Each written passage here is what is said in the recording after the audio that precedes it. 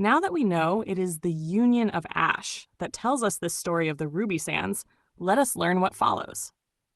The scholars of the Union of Ash did not merely preserve the memory of the obsidian campanile, they turned it into a foundation for understanding the world. For generations, they studied the tower's strange design, its impossible balance, and the knowledge hidden within its architecture. Their writings spread slowly among the wandering tribes of mankind. What had once been a scattered people began, little by little, to think of themselves as something greater than wandering survivors. Centuries passed beneath the steady patience of the scholars. Stories traveled farther than armies ever could. Among the tribes of the early world, one legend became especially beloved: the tale of the shaman and the westward wind. It was said that the spirits who had once spared mankind still moved through the world like unseen currents, guiding those who listened closely enough. Whether truth or poetry, the story reminded people that survival had not come from strength alone. It had come from guidance, sacrifice, and the courage to keep moving when the world seemed lost. Then came a moment that changed the land itself. Without warning, the earth groaned like a wounded beast. Mountains shuddered, valleys split. Across a great basin of land, a colossal barrier rose from the ground as if some buried titan had pushed upward through the crust of the world.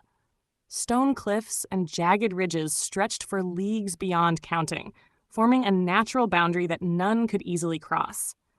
The tribes who witnessed it spoke of thunder rolling beneath their feet and dust clouds so large they swallowed the sun. This immense formation became known simply as the Wall. Its appearance reshaped the movement of peoples across the continent. Paths that had once been open were suddenly blocked. Tribes that had hunted along the same valleys for generations found themselves forced to migrate. Many turned away from the Wall and traveled into the harsher lands beyond its shadow, the dry basins and wind-cut plains that would, in ages to come, become the Ruby Sands. The journey was brutal. Water was scarce. Winds scoured the skin. Entire tribes vanished between one season and the next, yet those who survived discovered something strange about the desert lands. They were difficult, yes, but they were also open, wide, and full of possibility. Here, far from the dense forests and ancient territories of older races, humanity could build without constantly colliding with powers older and stronger than themselves. The first signs of true civilization began to appear. Rough shelters became permanent dwellings. Small gathering places grew into settlements. People who once wandered endlessly began planting crops along rare rivers and seasonal oases. Knowledge spread alongside trade. Stories of the Union of Ash and the ancient tower continued to circulate, inspiring people to think beyond survival. Then another astonishing tale swept across the world. A mortal man had become immortal. His name was Rav, and the accounts of his transformation spread like wildfire through every tribe and settlement. Some claimed he had unlocked a hidden law of the universe. Others believed the immortals themselves had raised him up.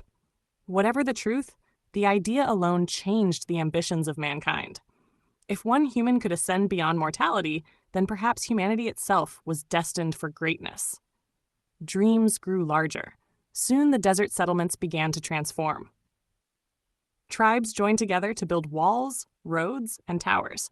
The earliest true cities rose from the harsh land, built not only by human hands, but with the help of beings far older and stronger. Giants, whose strength could move stones that would crush a dozen men, lent their labor. Dragons, whose fiery breath could melt and shape rock, assisted in ways both terrifying and wondrous.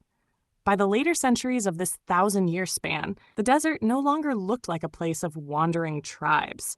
It had become a growing network of cities connected by trade routes and shared knowledge.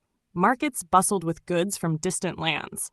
Scholars debated philosophy beneath shaded courtyards. Travelers carried news across the expanding world of mankind. And through it all, the Union of Ash continued their patient work, recording events, preserving knowledge, and reminding humanity of the lesson written in the shadow of the obsidian campanile. That mankind had once dared to build something that reached toward the heavens. That mankind had survived the judgment of the immortals. And that every generation that followed carried the same dangerous, brilliant spark. The first 1,000 years after their return had turned wandering survivors into builders of cities. But the next 1,000 years would give mankind something even more powerful. They would learn to command the forces that shape the world itself. They would discover magic. And when that power finally arrived, the history of the Ruby Sands would change forever.